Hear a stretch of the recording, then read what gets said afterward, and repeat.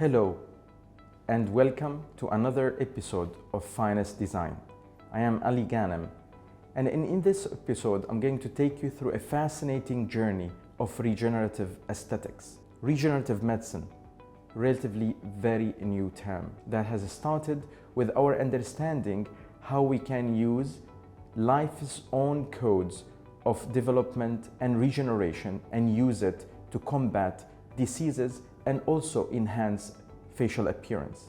I never expected working on molecular genetics and embryonic stem cells during my PhD at University College London will lead to significant improvement in the outcome of my patients in what I practice now. Fat stem cells, mesenchymal stem cells are the body's organ for the first response to injury, tissue repair, and regeneration. We can always use these inherent forces and healing powers to enhance recovery after energy devices in amber options. Enhance the surgical outcome by using fat and fat stem cells in the red options. Or sometimes very simply through simple molecules that can greatly enhance the outcome of simple green options such as biostimulations and dermal fillers. Let us explore what modern medicine have in the toolkit of regenerative aesthetics.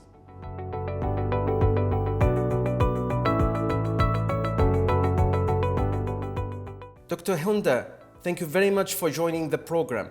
You are a board-certified dermatologist with a special interest in aesthetic medicine, and you have been very successful in your aesthetic clinic in beautiful Ginza, Tokyo. So what types of stem cells are available for us to use nowadays for our health and also our appearance? We use adipose-derived stem cell for aesthetic and bone marrow stem cell mainly for health functional related programs. And bone marrow stem cell can improve the angiogenesis and anti-inflammatory function, especially in brain. So we use it for mainly the neurological related disease, mainly for brain. Can you give us an example of some real life patients that you have treated and helped with the stem cell treatments?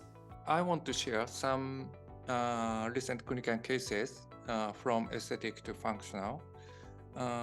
First of all, I want to introduce a severe acne scar problem. And in this case, I used expanded adipose-derived stem cells combined with bone marrow mononuclear cells.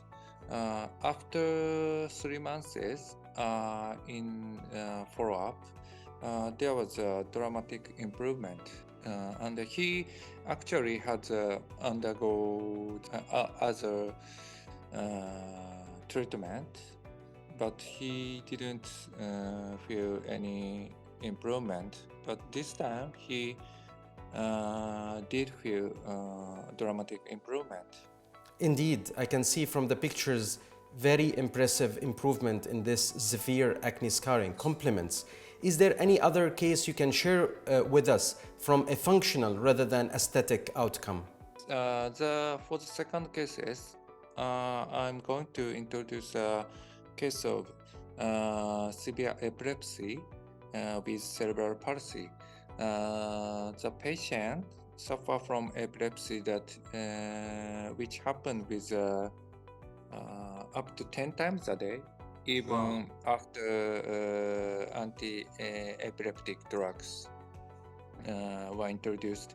2 weeks after only one bone marrow stem cell transplant, his epilepsy totally stopped, and patient were so surprised and got so happy. I want to share the third case is for autism treatment, which is very difficult to treat. Now, I was presented with a toddler who was not able to speak even after 5 years old. He had severe anger a lot of times a week and could wear limited clothes and eating very limited food. But 3 weeks after bone marrow stem cell transplant, he just started eye contact for the first time, and for the first time, starting the speaking, mimic the parents' words, and also become able to sleep all night without being awake. And the patient parents also were so surprised the result. My advice is to choose based on the licensing system. That Japan has a very strict licensing system for the stem cell therapy, and you have to choose a officially licensed clinic for the first thing. Second thing, you have to choose the doctor's quality and check the doctor who has a lot of collaborate with other doctors as for that stem cell therapy, and check the knowledge about the stem cell. Dr. Honda, I am very grateful for you having joined this episode of Finest Design. We are so grateful for your expertise and knowledge, and I look forward to host you in the Kingdom of Bahrain and also in London in May, I hope, and look forward to our future collaboration. Thank you for inviting me, Dr. Ali.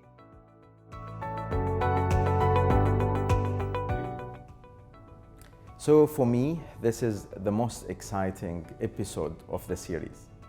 I love regenerative medicine. We worked very hard looking after these cells, expanding them, and seeing them turn into magnificent neurons or muscle or bone under the microscope.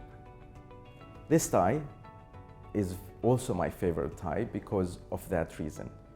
Because the Damascene brocade, which is a very important component of my identity from Damascus, looks with this pattern exactly how the mesenchymal stem cells clusters look under the microscope. An amazing coincidence. I hope you enjoyed the episode, and in the next one, we will be casting some light on the aging process that affect our bodies, and especially the female body, our moms and sisters and wives, especially that they give the most noble sacrifice when they bear and give birth to the future of humanity, taking a heavy toll on their body. I cannot wait to share these insights with you, and I look forward to seeing you all. From the team and from myself, goodbye.